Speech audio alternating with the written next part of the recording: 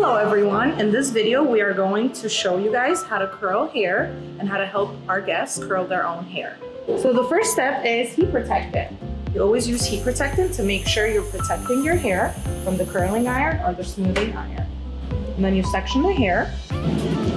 Around the hairline you always curl away from the face, and then every other section you curl towards your face. The bigger the section, the bigger the curl. The smaller the section, the smaller the curl.